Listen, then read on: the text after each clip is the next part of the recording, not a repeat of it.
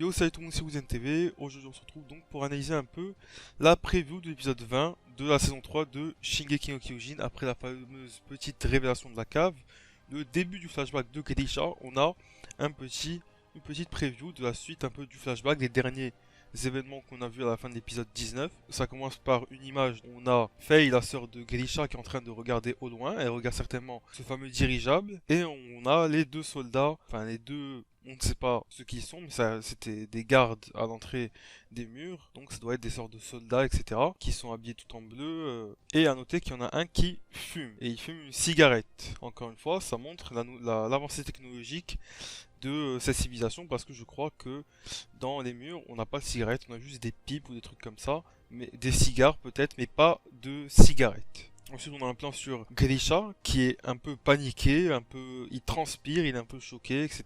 T'as le garde, donc, les deux gardes qui étaient en train de lui parler, ils sont baissés pour lui parler parce qu'il est petit. Et je pense qu'en fait, Grisha est choqué de ce qu'il vient de voir. Faye ne comprend pas trop, et je pense qu'en fait, donc c'est un truc qui a été compris par Grisha parce qu'il a un âge un peu plus avancé. Je sais pas à quel âge il a exactement, il doit avoir 10-12 ans, alors que sa petite sœur est plus jeune, donc c'est quelque chose qu'elle n'a pas pu vraiment comprendre à son âge. Donc ça doit pas être un truc trop choquant, ça doit pas être genre en mode un titan, quelque chose comme ça. Je pense en fait, pour moi, ma petite théorie c'est que le dirigeable s'est dirigé, sans mauvais jeu de mots, en dehors de là où ils sont. Peut-être qu'il a traversé la mer, etc. Et qu'en fait, il n'a pas atterri dans la piste d'atterrissage comme le pensait Grisha, comme son maître lui avait dit. Il va plus loin. Et ce dirigeable pourrait contenir des humains, donc. Et ça inquiéterait Grisha de voir qu'ils partent plus loin. Et comme je l'ai dit, je sais plus si j'ai dit dans ma vidéo de la review, mais donc je pense que c'est que ces humains vont sur le continent où on a nos murs pour se faire piquer, et on les jette par-dessus bord et ils tombent pour se transformer en titans, un peu comme on avait eu dans le flashback de Ymir. Après, j'ai toujours pas d'explication sur pourquoi dans le flashback d'Ymir on a aussi des soldats bleus qui balancent des gens de par le mur pour après les avoir piqués pour qu'ils se transforment en titans, etc. J'ai pas d'explication. Et là, c'est ma théorie pour le moment, comme je vous l'ai dit. Ensuite, on a un plan sur un mec qui a une cicatrice. On ne sait pas c'est qui. On ne sait pas ce que représente cette cicatrice, mais ça pourrait représenter peut-être une violence des soldats bleus ou quelque chose comme ça. A priori, je ne vois pas ce que ça peut être d'autre. En vrai, j'aurais pu dire une trace de piqûre de titan, mais étant donné que ce mec n'est pas un, étant donné que ce mec n'est pas un titan, ça paraît impossible. Ils ont l'air d'être dans une maison, on voit que Grisha a grandi, donc les soldats ne lui ont rien fait, ils l'ont pas tué, ils n'ont pas transformé en titan, ils n'ont pas puni comme ils auraient pu le faire avec Ymir.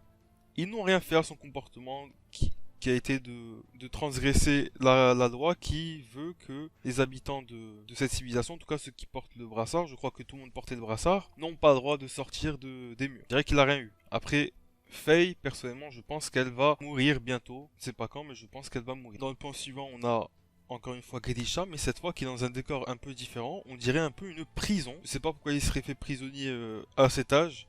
Enfin, quand il était gosse, apparemment on lui a rien fait puisqu'il a pu grandir tranquille. Il était pas dans une prison ou quoi.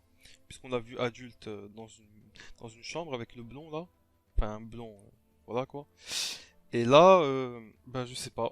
Il est quelque part, ça semble être. En fait, ça semble être. C'est un truc bizarre. On dirait un peu un donjon, quelque chose comme ça, quoi. Je ne sais pas exactement ce que c'est, mais il est pas au même endroit et il porte pas les mêmes habits tout à l'heure. C'est peut-être pas le même moment. Ou alors c'est juste qu'il a mis sa veste ici, je sais pas. Mais il a pas l'air je pense qu'il avait pas de chemise. Donc bref, ça a pas l'air d'être le même jour en vrai. Et ensuite, le dernier plan, c'est une femme blonde qui retire sa capuche. Alors, cette femme blonde, qui ça peut bien être? Alors, je sais pas, la photo était pas très visible. Même moi, franchement, avant qu'ils disent que c'est une photo, pourquoi ça m'avait pas choqué le bordel? Parce que, franchement, je pensais que c'était un portrait, hein. Genre, ça avait pas l'air d'être une photo, ça m'avait l'air dessiné, moi. Après, voilà, genre, j'ai peut-être mal vu, enfin, bref, la personne qui était à côté de Grisha dans cette photo, j'ai l'impression qu'elle ressemble à cette personne. Je sais pas. Est-ce que c'est la même personne? Est-ce que, comme je vous dis, c'est un peu mal dessiné, je vois pas bien, c'est petit. Donc je sais pas si c'est la même personne, mais ce serait peut-être cette même personne. Les deux, je ne sais pas. Et elle vient rejoindre Grisha dans cette espèce d'espace. On ne sait pas c'est lequel, je ne sais pas c'est qui. Je n'arrive pas franchement à théoriser sur ça, franchement. Donc je vais en rester là.